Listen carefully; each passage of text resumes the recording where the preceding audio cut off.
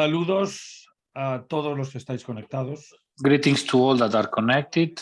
This is the second event, side event to the high-level political forum on sustainable development, which has been jointly organized by JCOR, the Justice Coalition of Religious, and Redes, the network of entities for Solidarity's development. Our first joint event was in 2021. And we all hope that this will become a tradition, a custom for every year. We all hope, moreover, that will be the beginning of a much broader collaboration between the two networks.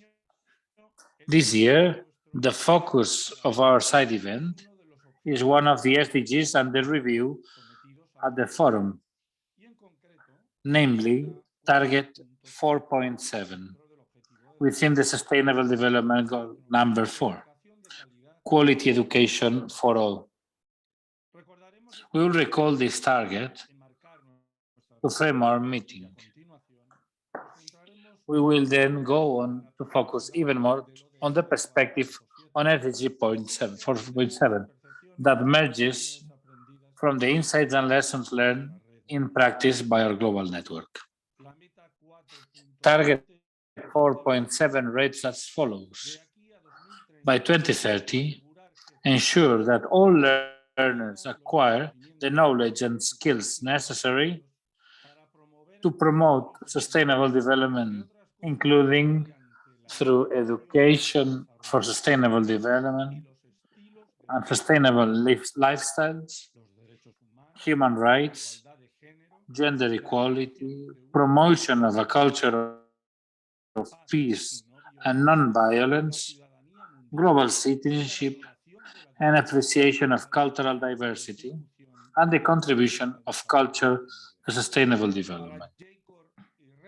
For JCOR and Redes, two associations of Catholic entities, education is understood as an integral education, holistic, that involves all dimensions of the person. For us, education is a dialogue of life that presents a horizon of values and commitments based on the gospel, the good news of Jesus. We assume that theoretical and practical knowledge mentioned in Goal 4.7 as an integral part of the integral education we want to offer. Goal 4.7 refers mainly to formal school education. For us, formal education in educational center is part of a broader concept of education. This includes formal and non-formal education. It is, moreover, a lifelong education. Goal education for global citizenship is a dimension for our educational style. We understand it as an education that seeks to make each recipient feels that he or she is a citizen responsible for the transformation of our world into a more just world, both our nearby world and the global world. From the Christian point of view, expressed in the Global Educational Pact, Global Compact for Education, we would say that we seek educate in the commitment to the transformation of this world into a world of fraternity. We take up and integrate in this more holistic vision what Goal 4.7 indicates as characteristics of sustainable development: human rights, gender equality, the promotion of a culture of peace and non-violence. We create our own integral ecology highlighted in the encyclicals of Laudato Si and Fratelli Tutti. It is integral ecology, a concept that places the human being as part of the nature, which has many points in common with what in Agenda 2030 is presented as 5 Ps: people, progress, planet, peace, and partnership. Both the first institutional panel and the second as of relevant experience will be concreted on how we educate in global citizenship, including the content of Goal 4.7. Let's introduce the important part of our meeting, presenting 3 people, relevant people of this world, the goal 4.7, and then the different actions and projects that we have considered relevant and might be interesting for us. The first person that will address us is Ana Cristina Daddio. She's economist by background. She holds 2 PhDs, one in quantitative economics from the Catholic University of Louvain-la-Neuve, and then of public economics from the University of Pavia in Italy. She works as senior policy analyst in the Global Education Monitoring, GEM, report at UNESCO, where she is the leader of the thematic work. Prior to this position, Anna worked in OECD on a comprehensive list of issues with a particular emphasis on the role of policies. Before that, Anna was a research professor in econometrics applied to labor market and education issues. She carried out research in several universities and research centers, including the Center of Applied Econometrics of the University of Copenhagen, the Higher Institute for Labor Studies of the Catholic University of Leuven, the Department of Economics of the University of Aarhus, and the Center of Operation, Research and Econometrics and IREAs of the Catholic University of Louvain-la-Neuve. Well, Anna, the floor is yours, the time is yours. We all know that we have a limited time, 6 minutes and a little more. Thanks a lot, Teresa, for having me here, and thanks a lot for everyone to be here with us today. I'm going to share my screen, and I hope it will work. Let me know if it does not. I can't because you are sharing the screen. I can't share my screen. There is someone that is sharing the screen, and I don't know who he's.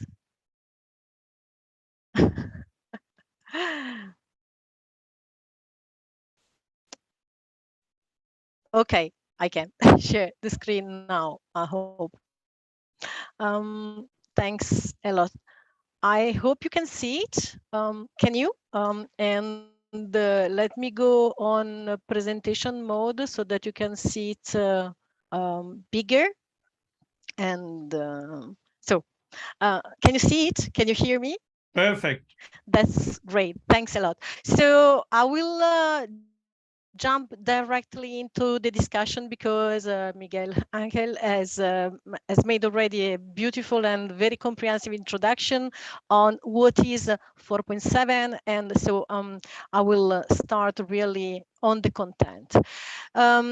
So the first thing I need to say about that is that UNESCO member states report on the implementation of the 1974 recommendation concerning education for international understanding, cooperation and peace, and education related to human rights and fundamental freedoms. And this has been proposed as the mechanism to monitor progress towards target 4.7. And what is important to know is that the recommendation lays out a normative framework on issues, as Miguel already said, that are related to peace and human rights in the goals, policies, contents, and teacher training materials of national education systems. In addition, the 1974 recommendation sets out guiding principles on teaching peace and non-violence, human rights and fundamental freedoms, cultural diversity and tolerance human survival and well-being. And since in 1974, UNESCO has conducted six consultations, with the sixth consultation beginning in late 2016. The seventh consultation that is going on this year in 2022 will use a refined questionnaires that was discussed at the 2021 UNESCO General Conference. And this is very important because this will require documentary evidence supporting country reports. And in principle, and they say it from the start, climate change also falls within indicator 4.7.1 scope. The first indicator on the progress towards 4.7 is the global indicator 4.7.1, which is measuring the extent to which global citizenship education and education for sustainable development, including gender equality and human rights, are mainstreamed at all levels in national education policies, curricula, teacher education, and student assessment. And as I said, the latest data are those from the sixth consultation that was carried out in 16-17. And the data show that the implementation of the recommendation really remain variable, with only 10 countries that fully reflect or include the guiding principles in all four domains, from policies to assessment. And it's important to see on this that some of the reason why these remain variable and heterogeneous across countries are reported in this chart. And what comes out from the analysis is that among countries surveyed, key obstacles include unavailability of resources in 29 countries, the lack of demand in 10 countries, other education challenges, or even the lack of political commitment. So you can see that this is something that is already important to know. And even what is important is that to monitor progress towards 4.7.1, there is also some of the information on subjects in which global citizenship education is mainstreamed. And what we can see on this chart is that science subjects are really those where that are used to teach the 1974 recommendation principles, while civics and ethics are the least mentioned. And in between, you will find the other subjects where these guiding principles are mainstreamed or taught. Arts, language, geography, health, religion, history. And a review of more than 500 secondary school textbooks from 80 countries during the 30 years from 1980 to 2011 showed that civics textbooks were more likely than history or social studies textbook to focus on individual human rights rather than collective social justice. And it's important. 6 minutes. Yes, perfect. Okay, so the second indicator that is used is 4.7.2. And in total, 42 countries report that 100% of schools provide this life skills-based HIV and sexuality educations, while 17 report that no school does. And importantly, 70% of countries report no data at all.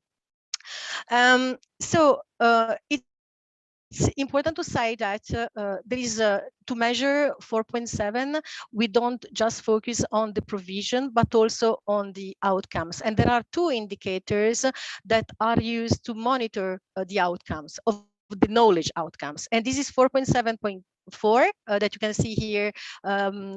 Percentage of students that show an adequate understanding of issues related to global citizenship and sustainability, and indicator 4.75. And just I conclude and on that, showing that the majority of students are not proficient in scientific knowledge on the environment, and there are also varying relations between the cognitive and non-cognitive component of 4.7.4. Voila, I close here, and thanks a lot for listening. Very good. Thank you, Anna. Excellent presentation. So we can go now. Well, podemos pasar ahora al segundo de nuestro. Switch to the second of our speakers, Mr. Juan Antonio Ojeda Ortiz, born in Arucas in the Canary Islands, La Salle brother. Brother Juan Antonio Ojeda is a teacher, PhD in education by Universidad Complutense from Madrid, expert in didactics and school organization, trainer of school leaders, and university professor and researcher. He's been Secretary General of Escuelas Católicas, Catholic schools, that gathers more than 2,000 schools in Spain.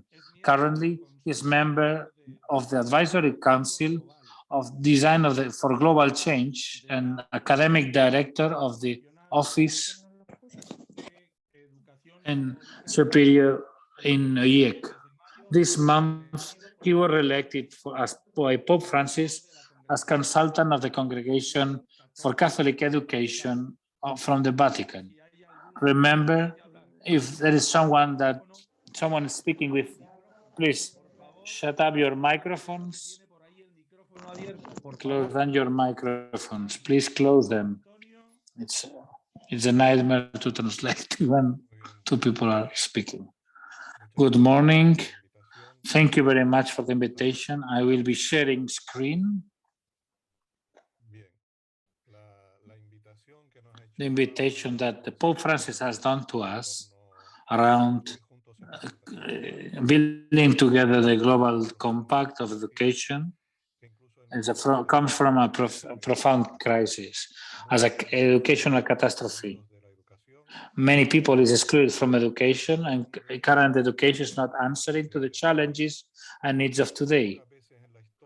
Very few times in history, civil society and church have been more in agreement in education than today. Like this society and church are agreeing on the urgent need of reinventing education.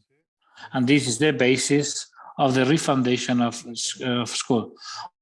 On this respect, we can see it briefly that this path that Pope Francis is showing us in his pontificate, where he has placed education in value, in importance.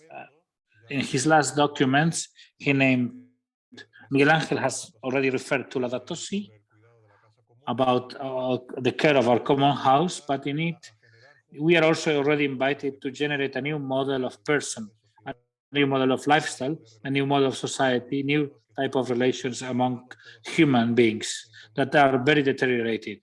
We all are agreeing that the current world is dehumanized, and it's important to include our relations with nature, the care of environment, climate change, sustainability.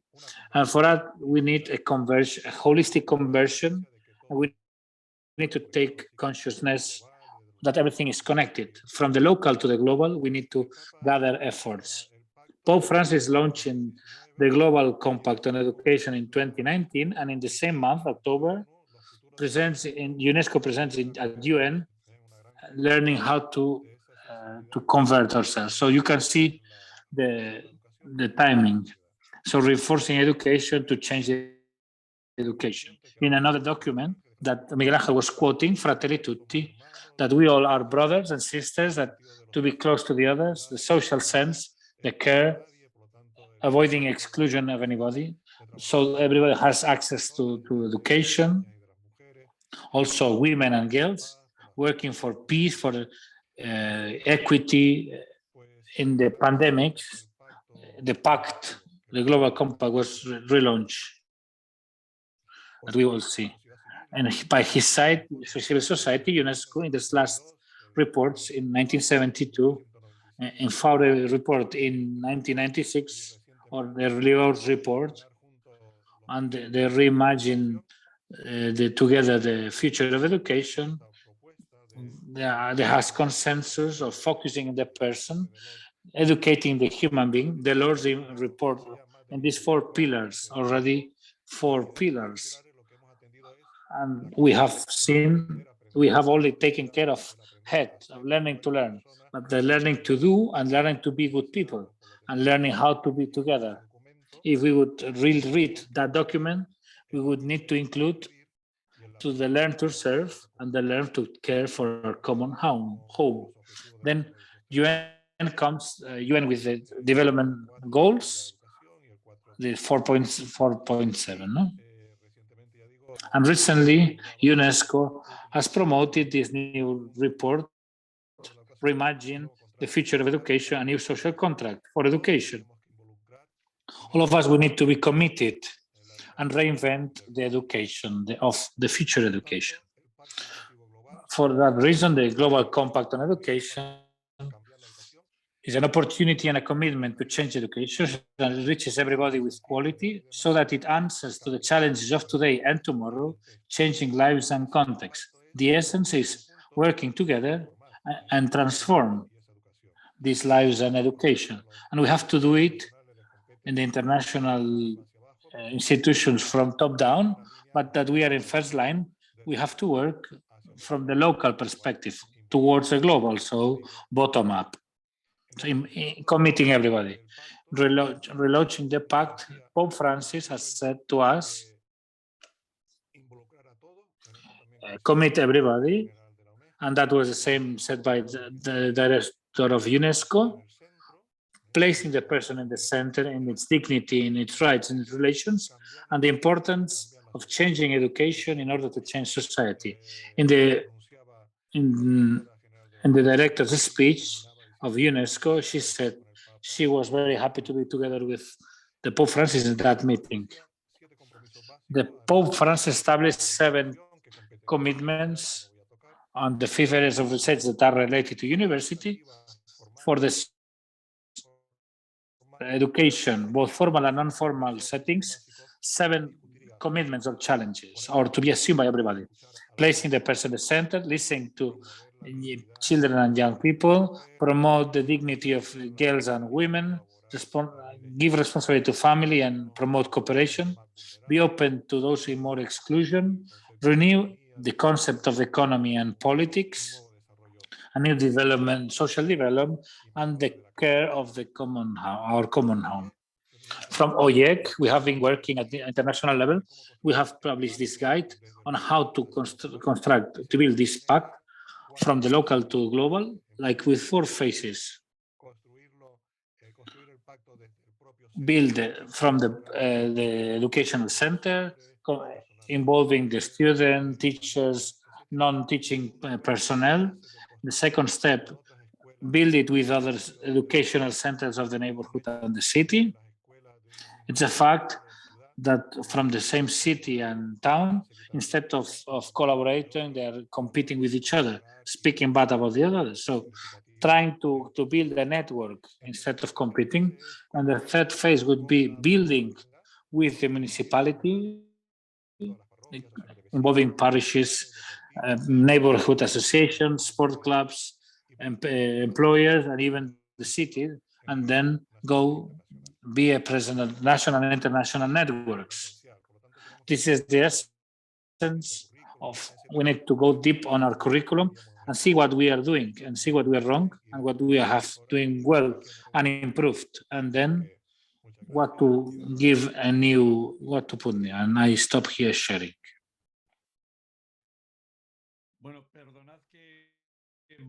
Sorry for the interruptions of your speech while I give you the timekeeping, but like this we are trying to be much better. Thank you very much, Juan Antonio, on your perspective, which is a perspective from the church, but a church which is extremely open to dialogue and acceptance, really like with Vatican Council II. The third person that will be speaking today, the basis of our reflection, so that to see the concrete projects, it's Fabiola Fares Sadem. She's a bachelor degree in education and a master degree in decentralized international cooperation from the University of Based Country. She's a history and social sciences teacher. She has worked in the field of teacher training in Chile, Argentina, and Spain. And in recent years, she has been in charge of the management of the movement for transformative education and global citizenship from the non-governmental development organization Alboan. She will speak to us about Movement 4.7. So Fabiola, the floor is yours. Thank you very much. Good morning, good afternoon to everybody, depending on your time frame. First, I would like to thank for these invitations on behalf of the 4.7 movement. It is very important that we can be at this side event to share our contributions and inspire each other. In this paper, in this presentation, I will present an advocacy initiative implemented in Spain called Movement 4.7.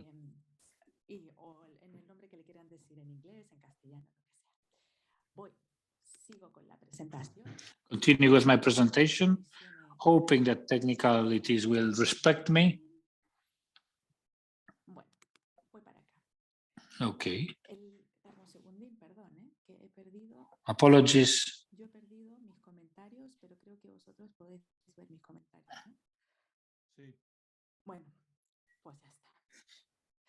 The 4.7 movement is a space for meeting and collective construction between different actors, for example, NGOs, citizenship movements, educational centers, coalitions, among others, universities, which has been created to coordinate the interests and the efforts of these actors for the fulfillment of the 2030 agenda in Spain, and specifically for the achievement of target 4.7 of SDGs.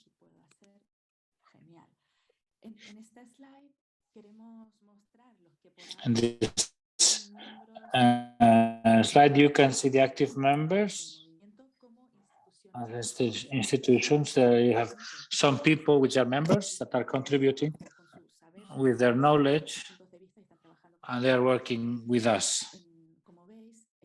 You can see different characters. There are some organizations from Christian institutions, and others are not. It's a diverse environment. What we seek as a movement is put in the public debate for target 4.7 and to advocate for its fulfillment in Spain. It's necessary to promote political action to incorporate, measure, and adequately fund global citizenship education in Spain, or as we like to call it, transformative global citizenship education.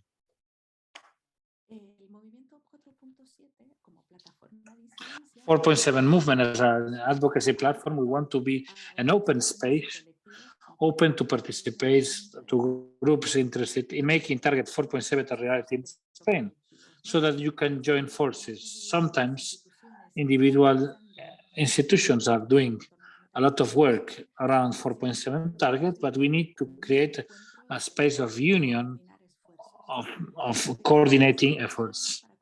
We want this place to be for sharing dialogue, reflection, and research for political action, so that we have arguments for this political action. Currently, to organize, we have a wide call to different key people, universities, organizations. I want to insist in the diversity of this call, to work in some working groups. The first working group that has an opportunity to develop around the measurement of target 4.7 in our country. Measuring the progress of this target in our country is a challenge due to the multidimensional, and we understand differently of the different approaches. Indicator 4.7 currently is related, but not exclusively, with the formal education system, which has already been said. We believe that efforts to be made to guarantee that education in other environments, like non-formal and informal, is also recognized and measured. For this reason, many of organizations are working in this working group. They have this other environment, educational environment, non-formal. It's necessary to concrete a system of indicators, sources of information that make viable the measurement in the Spanish context. So to have measurement tools that are adapted to state frameworks, that are culturally contextualized, and that are scalable and adjustable. The second working group is focused on the creation of a competencies framework, so that to equip teachers with the necessary tools for teaching global citizenship with this transformative approach. We understand Target 4.7 must reflect the transformative power of education in promoting global citizenship, sustainable development, human rights, gender equality, peace, and appreciation of cultural diversity. This involves looking critically at teacher education systems and proposing improvement in the development of their professional competencies. It's an educational transformation of a big scale.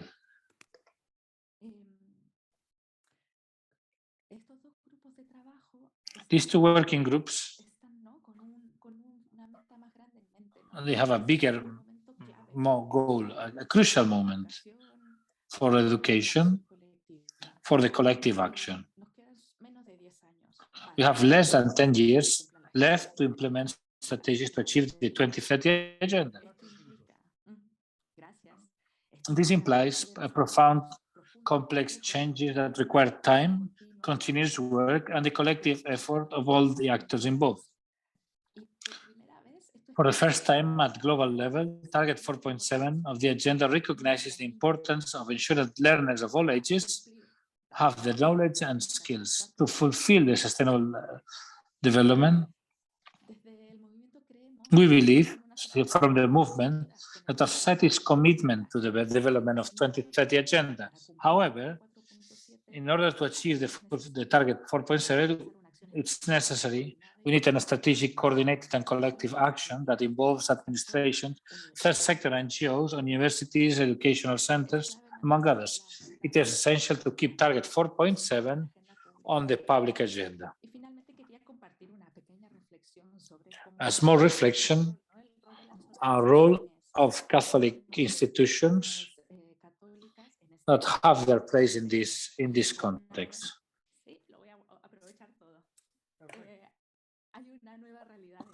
There is a new reality in the world. We know that the Catholic Church has been vocal about environmental sustainability and support for poor and displaced people. Organizations promoted by Catholic institutions have taken up this call, and the 4.7 movement is no exception to this.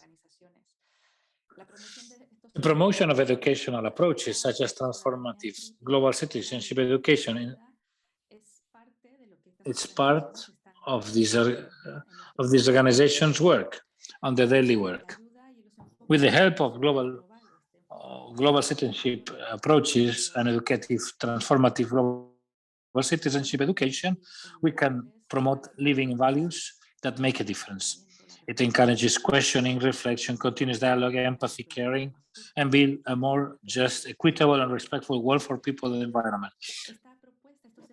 This approach and our role as organization from the Catholic field, it invites us to be agents of change. And with this, thank you for your attention. And thanking your attention and for this space. Thank you, Miguel Ángel. Thank you, everybody. Thank you. 3 presentations, very interesting presentations, because they have taken from the global perspective from Ana to more concrete, to the vision, more centered within the church from Juan Antonio Ojeda, and then that you have presented to us a movement, a concrete movement, a plan, a group of actions and people which is very involved and committed. three very interesting introductions so that we can go to the second part of our meeting with the best practices. And I leave the floor to Teresa so that she will continue the moderating role. Thank you very much, Miguel Angel. And as Miguel Angel said, my name is Teresa Blumenstein, and I join you today as Miguel Angel's co-moderator and representing one of our sponsors, the Justice Coalition of Religious, or JCOR, in which I serve as the global coordinator of our activities. And exactly as Miguel Angel has said, we have with these first three presentations a beautiful framework. If we can imagine our discussion today as the construction of our common home, our common society as a globe, we now have the frame. We can see the shape of the house, but of course, it's not a shelter. And it's not providing us the protection that we need without the walls. And so for that, for our walls and for our roof, we turn to the real practice of building global citizens and global consciousness. And so to do that, we will continue in our conversation today by hearing from 4 representatives of 4 different initiatives being organized by faith-based organizations or congregations in the Catholic tradition who are undertaking this work of building the substance of global citizenship in our world. And we will begin in the earlier stages of life and progress our way through to adulthood.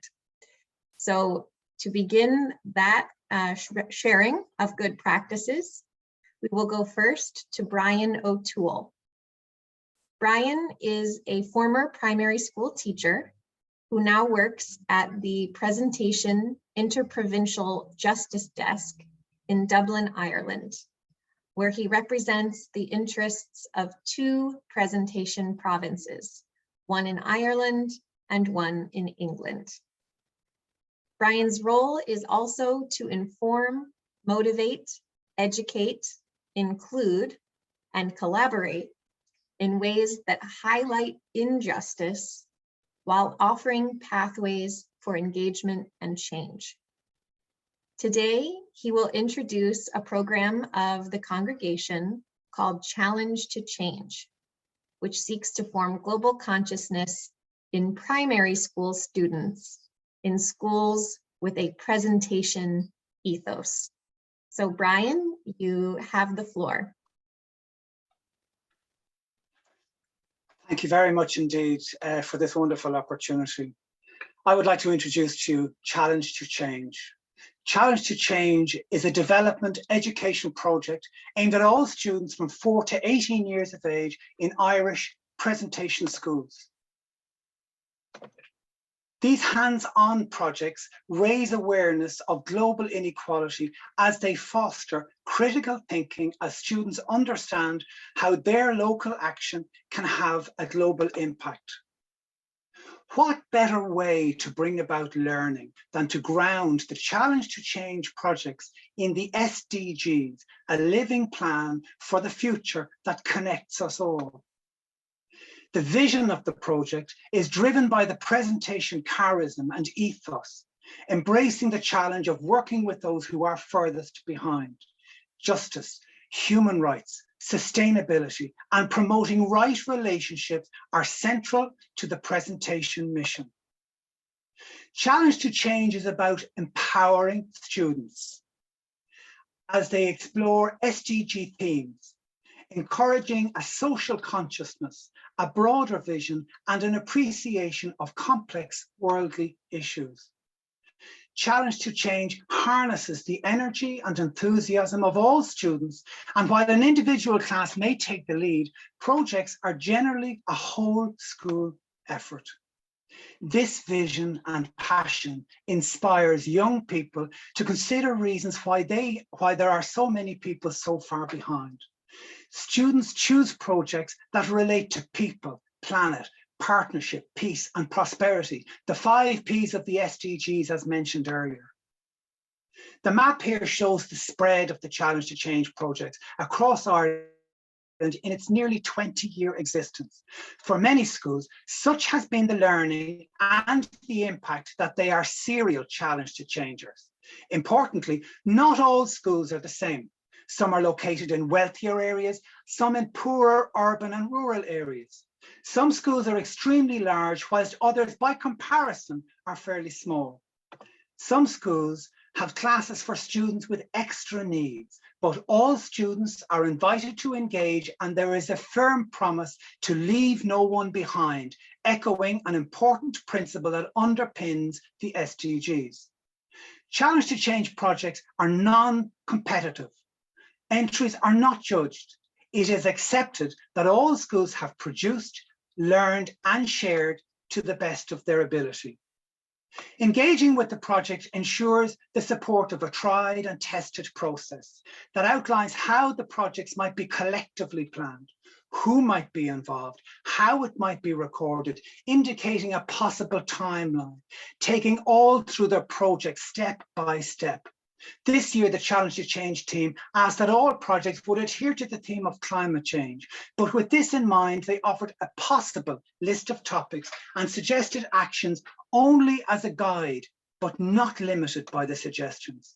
So what are the activities that engage the students who take part in these Challenge to Change projects? Here you can see just a small sample of possibilities. The students form a committee and are focused in discussions as they buy into their Challenge to Change project. They make important decisions together. Completed applications are signed by the school principal and returned to the Challenge to Change team. The leadership of the teachers and the formal commitment is key to the success of the projects.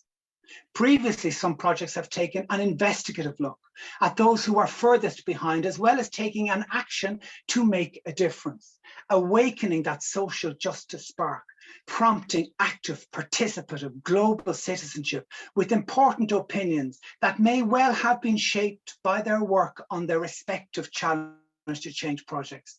Raising awareness is a key element of each project.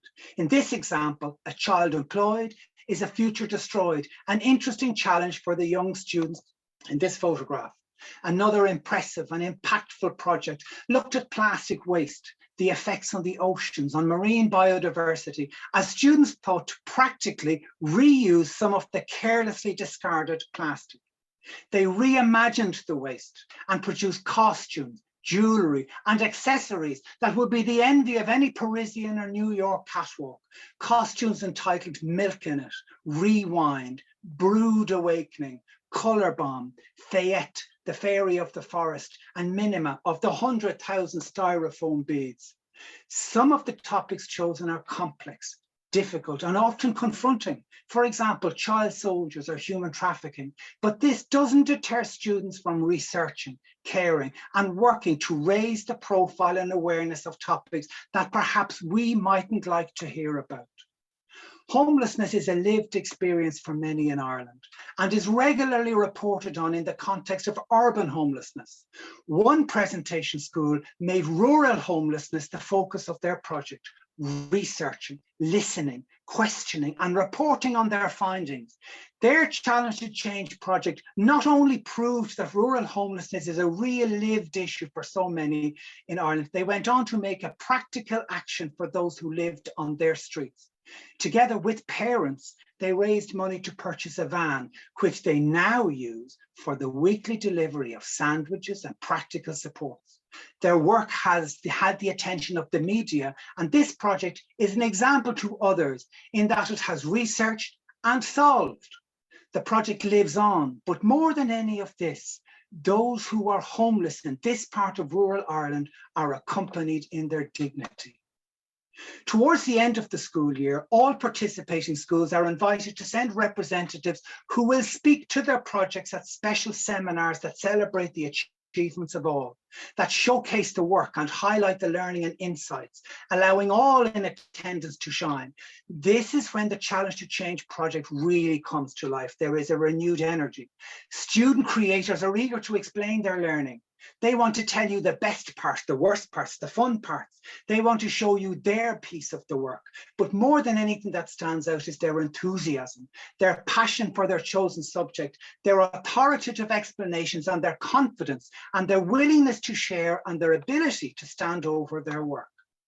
Prior to the seminar, the students will have presented their work to other classes, their whole school, parents, and perhaps even the school next door. They have become experts in their own field. They have become instruments of intergenerational understanding and change, and they have taken active, competent steps to make a positive difference.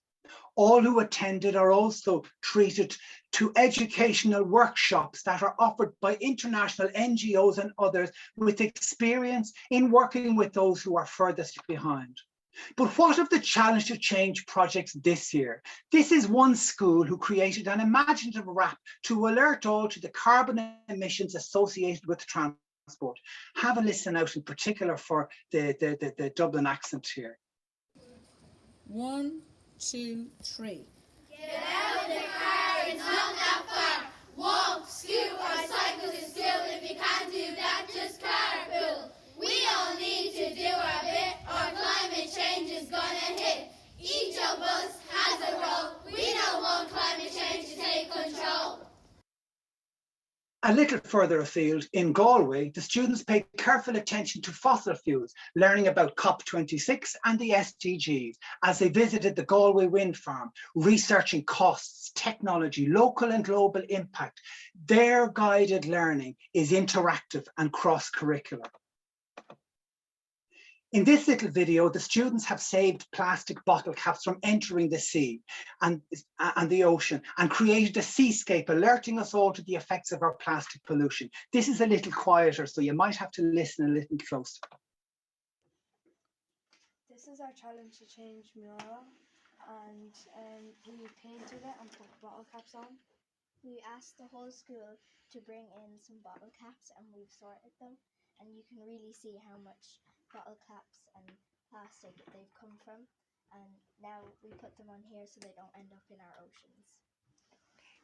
It took us a long time to sort out the bottle caps and glue them all on, and we've been taking time out of our class time to do this, and there's a lot of plastic that's came out of the ocean for this, and this is our turtle, and this is our starfish, and these are some of our plants, and there's an octopus that hasn't been stuck yet, and there's a dolphin up there underneath that, and all the blue is the sea all around it.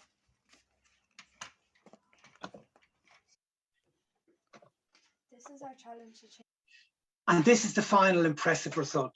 So there you have it, students leading by example, becoming teachers in a world where every country has signed up to the SDGs, but where really only very few take them very seriously.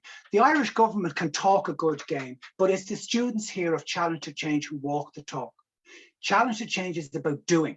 It's about learning by doing. It's about valuing all. It's about rearing young advocates, and it's about the integration of speaking and thinking that puts the person and their dignity at the center.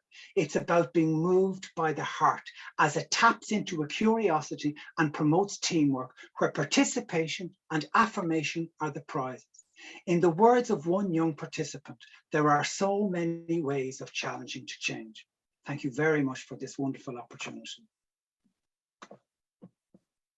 Thank you very much, Brian, for sharing that amazing project with us.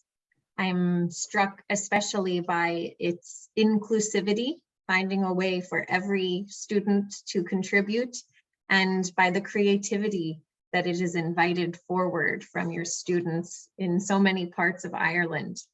And recognizing that while sometimes we believe that small children cannot manage or process the more difficult realities of our world, they really have a unique creative capacity to respond and to take some ownership of those challenges, even as long as they're invited to also take ownership in the response.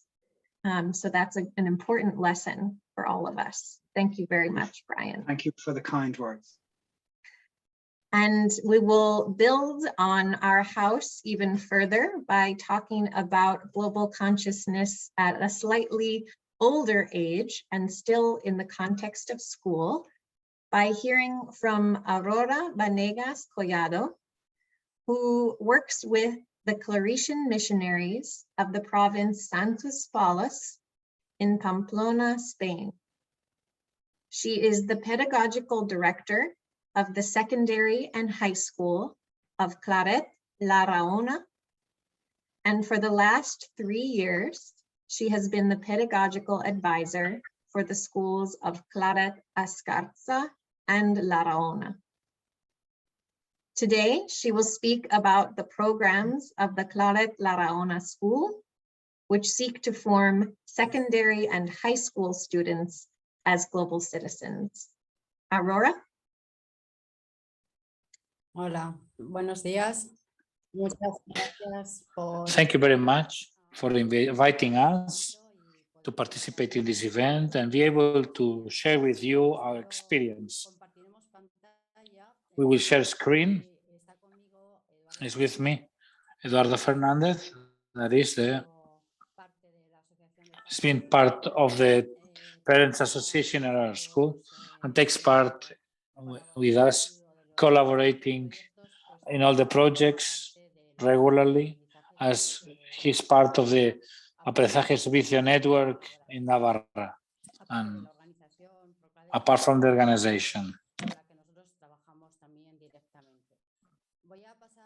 I will start, I'll give you some context about what we're going to talk, because we believe, because the most important is trying to land all the projects in the school.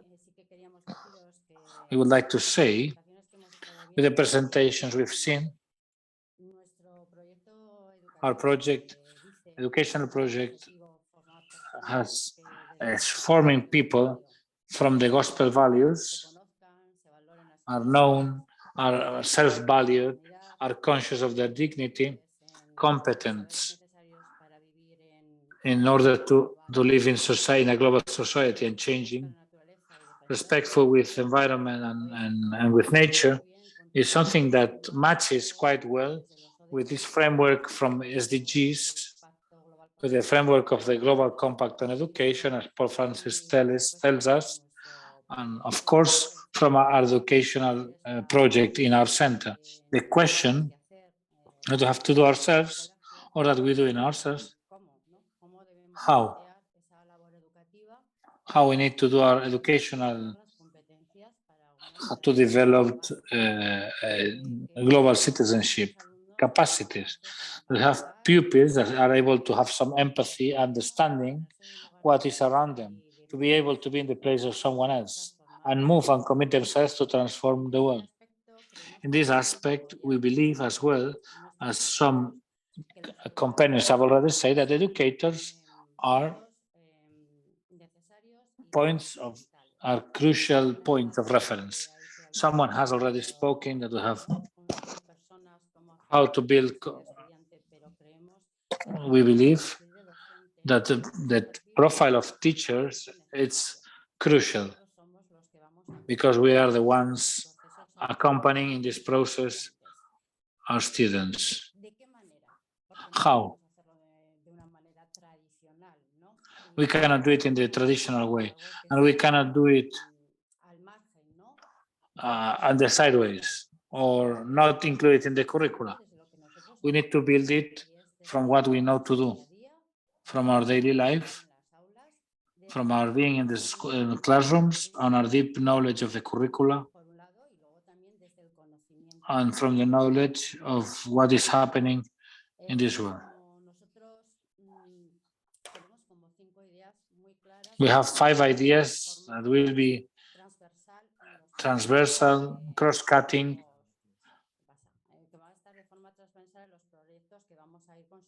and the projects that we were. The idea, competent students, active citizenships. Children and young people are citizens of today, not of tomorrow. They are able to commit themselves and before from primary school and also nursery school until secondary school. And we are basically, we are going to speak of secondary school, but there are pupils that can move to be active, to create and propose actions to different institutions. From another way, the value of service, and also shown in other presentations, means we need to be empathic, we need to be proactive, we cannot wait, we need to be protagonists, we have to be ourselves the ones to commit. We have already spoken of Laudato Si, of having a Pope Francis, of having a critical view, an integral and integrating view. We need to be able to accompany pupils and to examine critically that everything is not acceptable. They also need to accept the difficulties at local level, but also realize how to deal with problems at a global level, and that they can make themselves questions and propose answers. Global citizenship, I've already said, again, between the local and the global level, understand the closest context so they can understand the global context, and then doing it with others, said by Claret. No? We need to work together in networking with other institutions. And that's what we try. How we try to do it? What is our methodology? We need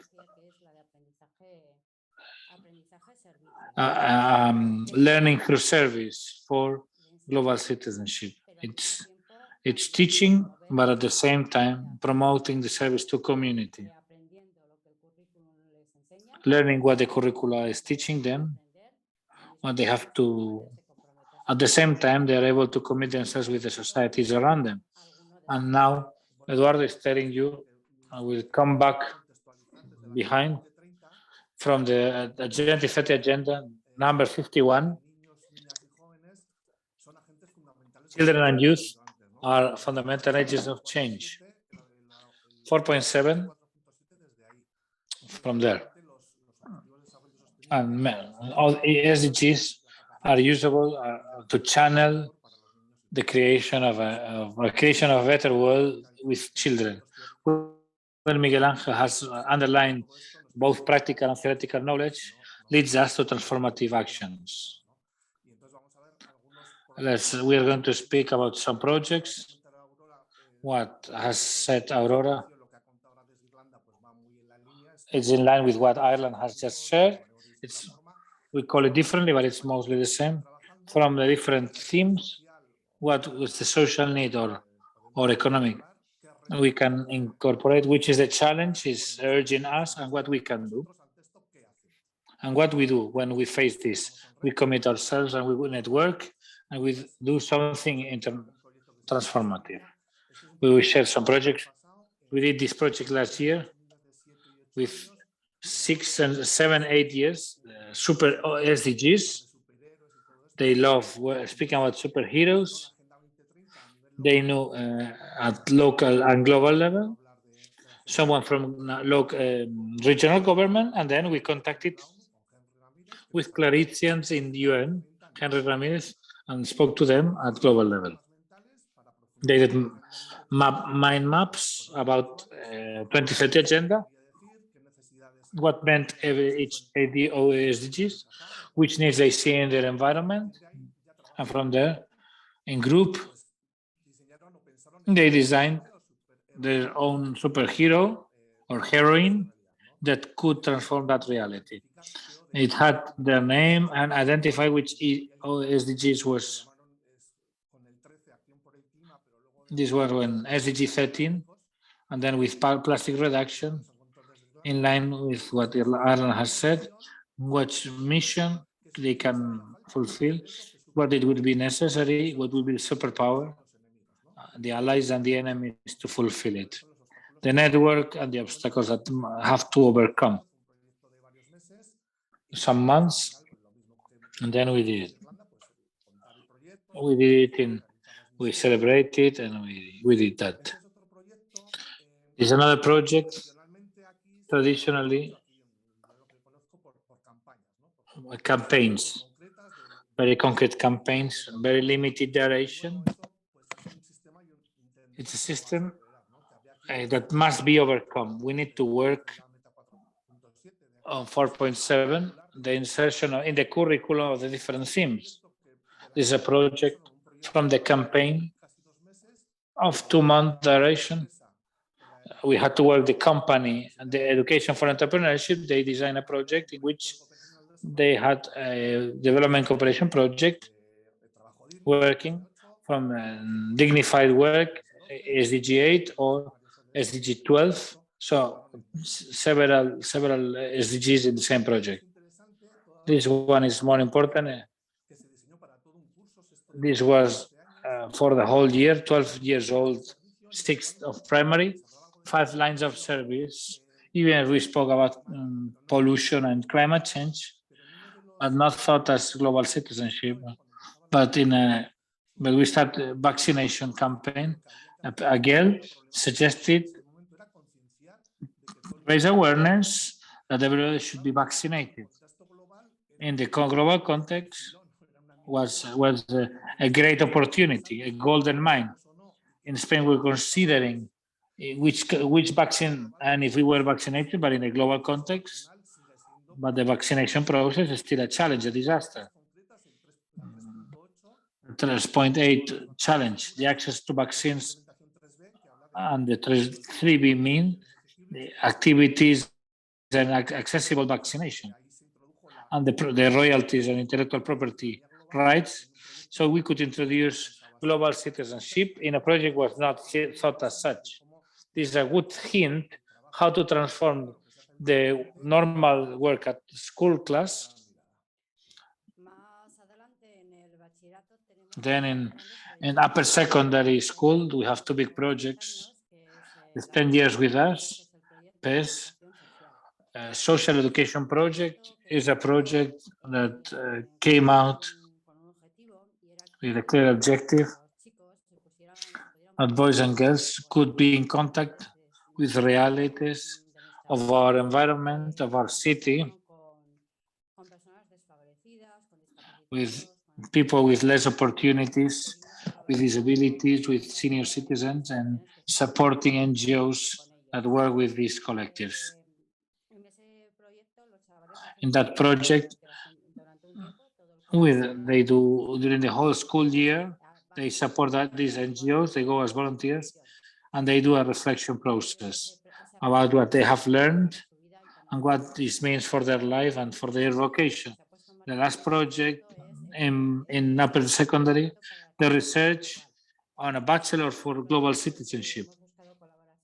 We have search in the Foundation of Solidarity from Barcelona University, training teachers while we were implementing the project that consists that students have to do a research work with all the scientific method, but they have as a departure point the SDGs, the challenges set by SDGs. Furthermore, it's a style of work that makes them closer with the university work and works a lot with the critical thinking competence. So they can critically approach information sources, media, etc. Sorry Another to project interrupt. on gender equality. Could you conclude as quickly as possible? Sorry. Sí, lo último quiero last thing, some SDG 16 and 17, that it's not said a lot in educational world. Institutional strength, social cohesion, and the socio-political commitment. We've done several projects, and they have been given some awards in several at national level in Spain.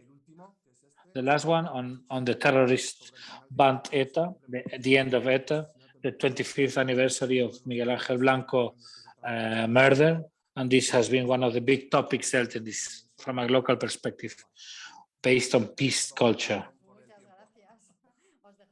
Thank you very much. We leave you with the presentation. Thanks very much to both of you for sharing that amazing collection of processes and projects at Claret La Raona. It's really beautiful the way that you have integrated the particular interests and vocabulary of the students with elements of kind of a classic curriculum and important skills like research and the scientific method, and also development of the heart through the process of deep reflection and ethical analysis on the material that they are researching. This is a really critical way of bringing the whole process together in a really brilliant way. Thank you for all of these projects. And we will continue now with our next good practice, which will be shared by Cynthia Estefania Vaca Pazmiño, who is a representative of the Generation 21 Plus network, Generación 21 Plus. And she has belonged to the Ecuador chapter of the organization that offers this network, Fe y Alegría, for 12 years. In an indirect way, she has been linked to another network with very similar ideals since she was 13 years old as a youth leader in the movement Campamentos Ecuatorianos de Fe y Alegría, or CEFA. She studied at the Central University of Ecuador and is now working at a foundation. At 25 years old, she is a walker on the path of the CEFA movement. She is involved with the Research Commission in the Observatory of Generation 21 Plus's network in Ecuador. And because she continues to do these, because she is confident that the ideas that move young people will enable them to believe in a more just and supportive world as a possibility, and to get involved in building that world. So Cynthia, the floor is yours. Hola, muy buenos días. Qué gusto con todos. Morning, is a pleasure to speak with all of you. I represent more than representing, is an honor being a network of knowledge that is the Generation 21 Plus. You will ask yourselves, what is this? I can tell you, we have common people with uncommon dreams. Young people and educators that despite the inequalities and injustice that we can see on our daily life, we don't stop fighting for the construction and social transformation. Within our path, our walking on the dream that leads us to build a more just world, equitable and solidary world, the Generation 21 network are sure in see on the rights the most valuable thing we have underlined education. We believe firmly that education is the main focus that can have an impact to generate opportunities of change connected with the Global Compact on Education promoted by Pope Francis. The formative spaces of encounter and dialogue allow ourselves the critical sense of young people and the participation from local actions. Some of them are big, some of them are small, but they have a real application. They will inspire more young people. Today, the network of over 15,000 young people in the world allow us to world of 15 to 23 countries of the movement Fe y Alegría. Now that every day we are more young people, remembers us that union makes the strength, that working together, we open a variety of opportunities that children and young people may achieve this goal. So that those who don't know that will come and deserve knowing a better world in this adventure called life. We know that the needs of some others are the responsibilities of everybody. For this reason, our commitment of having an advocating, I'm here to make a call to all of you, to these social managers, authorities and representatives that might hear me. Education is not worthy, it's life. It's worthy for life and for social prosperity. If you can see the value of education, I invite yourself, invest what it is worthy of time, efforts. Not a long time ago, some members of this network will live a moment of encounter, faces and emotions, thoughts and dreams. A lot of goals to be achieved were put together, and we recognize each other in glances and gestures of young people that we see for the first time.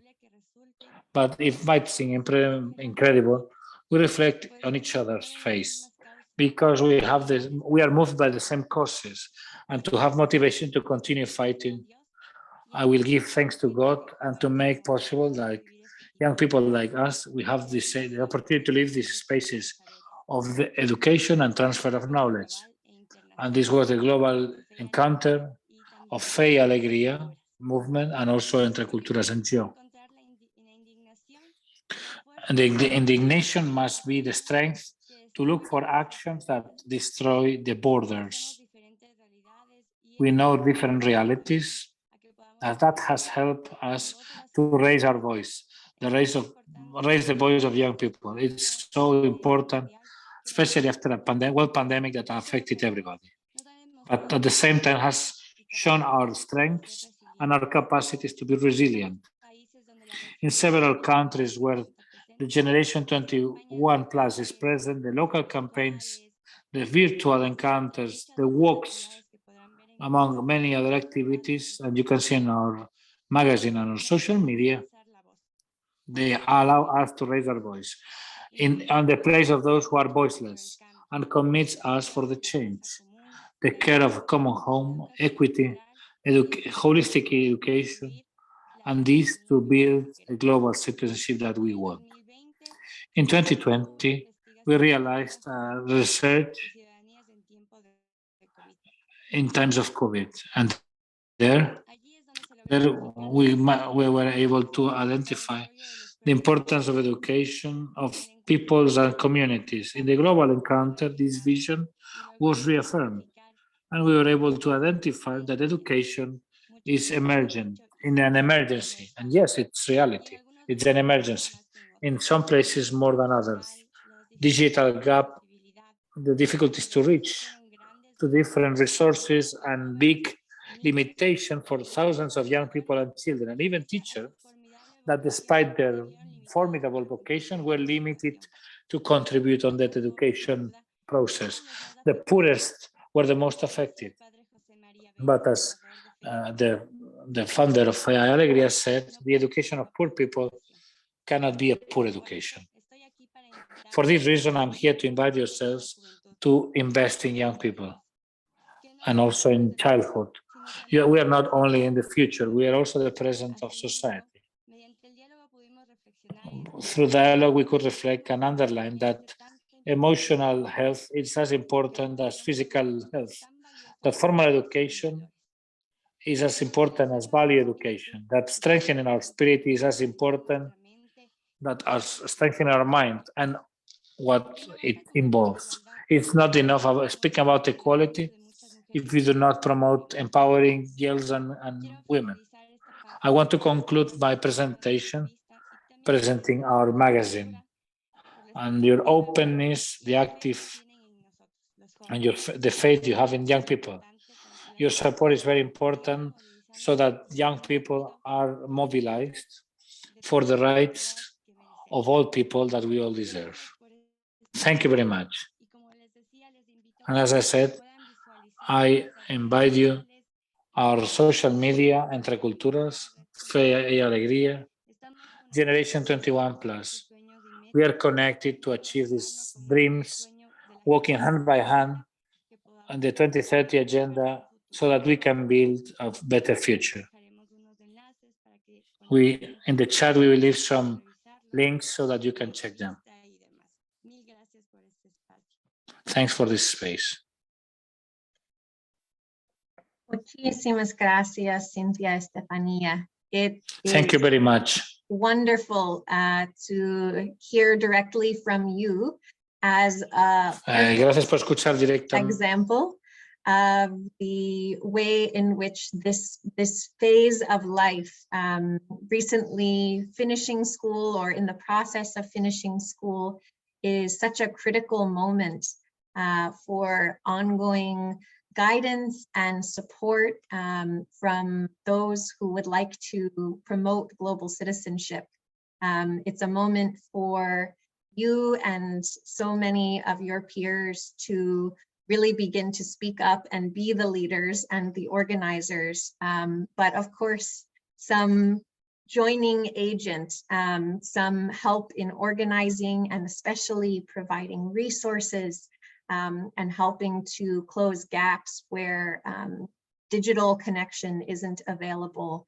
These are vital supportive steps that are so important to promoting global citizenship in this important stage of life when someone could kind of decide to take up the role of leadership or go in a different way and really be focused inward. So thank you for being focused outward and for communicating so well your passion and your desire to take on more leadership. Wonderful to hear from you. And for our final speaker today, we will continue once more through the stages of life to a program that offers ongoing formation for global citizenship at all ages and stages of adulthood. And for that, we will go to hear from Elvira Ramirez, who served as a Mary Knowles sister from 1982 until 1993. And throughout that time in the congregation, worked primarily with youth and young adults in Tanzania. She went on to serve as the executive director of Catholic Charities in the Diocese of Stockton, California. And now as the director of mission for Mary Knowles lay missioners, Elvira oversees lay missioners in 9 different countries, ensuring that they have support and the resources they need for their ministries in Bolivia, Brazil, Cambodia, El Salvador, Haiti, Kenya, South Sudan, Tanzania, and the US-Mexico border. She will speak to us today about how Mary Knowles lay missioners are reaching adults of many ages with training and pathways to live as citizens of the world. Elvira? Thank you, Teresa. And good morning, everyone, or good afternoon and evening, wherever you are. On behalf of Mary Knowles lay missioners, I thank you so much for this opportunity to share with you today about the work of lay missioners.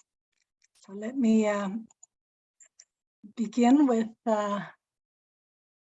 now I'm going to be the one that doesn't know how to make this in the sharing mode. So let me see. Well, we are seeing it perfectly, Elvira. Okay, very good. So I'd like to begin with a little bit of history or information regarding Mary Knowles, as Teresa already so well explained. We have 42 active missioners serving in 9 countries. Over the years, we have sent 954 adults and children into mission in 35 countries. Maryknoll Lay Missioners was established in 1975 as the joint program of the Maryknoll Fathers and Brothers and the Maryknoll Sisters. In 1994, Maryknoll became the Maryknoll Mission Association of the Faithful, which is separate but interdependent with the Maryknoll family. It is important for me to talk about the mission, vision, and values of Maryknoll, because I am proposing that our message about global citizenship and education begins with modeling it and actually knowing that we are a part of that message. And so in the last 2 years, the lay missioners have had an assembly which culminated in a renewed mission, vision, and values, where they had to be reflective about how to be effective in the 21st century, given the changes in our own organization, as well as changes in the church and US society from where this organization started, and of course in the world. The values which underlie what we do and how we do it, to me, so well aligned with the SDG 4.7 goals. It really helped me to see that, it's the way in which we are saying it. Simple living, for example, is the value that indicates how we embrace the interconnectedness of all creation and commit to ecological justice. By living simply, we participate in equitable access to the fullness of life for all. The value of community points to the challenge to grow from the goodness of communion with each other and God. We strive for understanding, empathy, and learning in relationships. The value of joy helps us to remember that in the midst of sin, suffering, and death, we rejoice in the hope of the resurrection. We choose to live together creatively, celebrating the beauty and humor of everyday life as we see it exemplified in the people and communities where lay missioners serve. Inclusion, by crossing borders of geography, culture, race, religion, and ideology, we work for peace, understanding, and wholeness. We recognize that dismantling unjust structures is critical to effecting real change. We commit to celebrating diversity in all that we do, and again, particularly how we live it out in our community and those we serve. And finally, the value of humility, and that is entering into communities with listening hearts and openness. We honor the urgency of the communities where we serve and the voice and wisdom of those who receive us. The mission, vision, and values are sometimes difficult to quantify, but today I am going to propose that they point to two distinctive qualities that promote global citizenship and sustainable development through equitable education opportunities. Mutuality in mission and relationships are often named by missioners as the focus that produces the biggest impact. Mutuality in that missioners themselves are being transformed into global citizens, just as the values describe. Simultaneously, the people living on the margins are accompanied to attain their full potential. Relationship describes the dynamic over time that changes individuals' life circumstances and creates opportunities.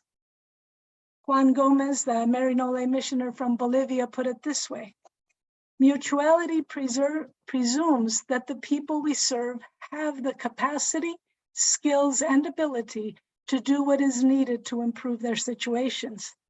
What we contribute is accompaniment, encouragement, and some tools to support their efforts. On the personal level, relationship is the most important. It's not an endeavor of my skills plus their skills. as the equal sum total, because the Holy Spirit multiplies our mutual efforts in the encounter of relationship.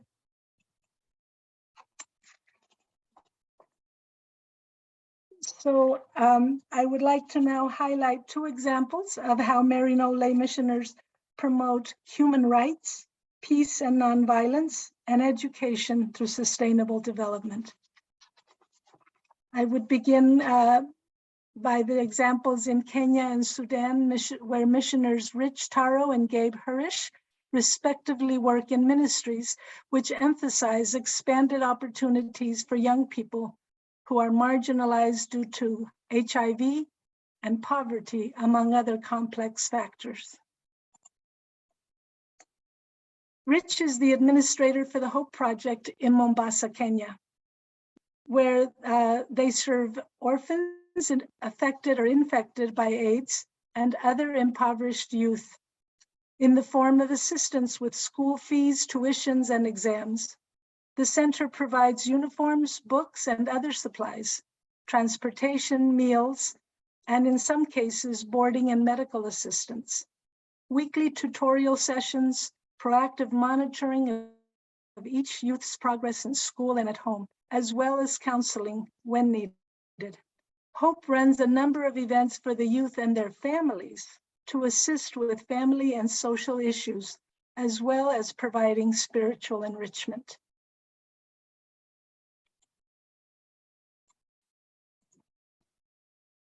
Hope provides orphans and other youth with access to an education, the prospect of a career, self-reliance, the opportunity to succeed in life. Hope provides a healthy and safe environment for them to learn, grow, and mature. It serves to rescue or prevent orphans and youth from living on the streets, where they are vulnerable to exploitation, radicalization, gangs, drugs, and disease, and to reintegrate these youth into society as valuable members.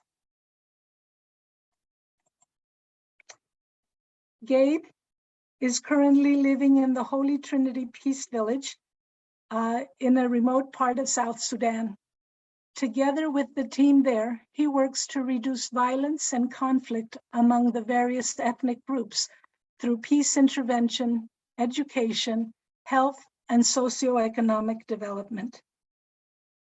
A handmade gravel airstrip serves as the only connection in the rainy season, as roads are impassable for up to 6 months of the year to get to Quran. Gabe provides administrative support to the staff of Holy Trinity Peace Village. He produces a monthly donor and supporter newsletter, highlighting the accomplishments, impacts, and the challenges of each of the programs. Gabe visits project operational sites in order to gather data and documentation. He also assists with computer issues, the editing of reports, and grant applications. Gabe often walks to villages to interview Toposa elders and others to get their stories and opinions for use in program design. He writes the success stories of students for those who sponsor the education program. As the only non-African in the area, Gabe's presence has certain impact beyond words. People are curious about why he would want to live in this place, and this presents a unique opportunity to share his faith and commitment to world peace. Rich and Gabe illustrate the types of activities that Maryknoll lay missioners are engaged in throughout the 9 countries. As has previously been shared, this is a holistic approach where each missioner has distinctive relationships with those whom they serve, with community partners and other organizations. And each person, missioners and those in the countries where they serve, are forever transformed to see the world as one humanity in God's creation with diverse gifts, challenges, and lifestyles. Thank you so much for this opportunity to share with you today.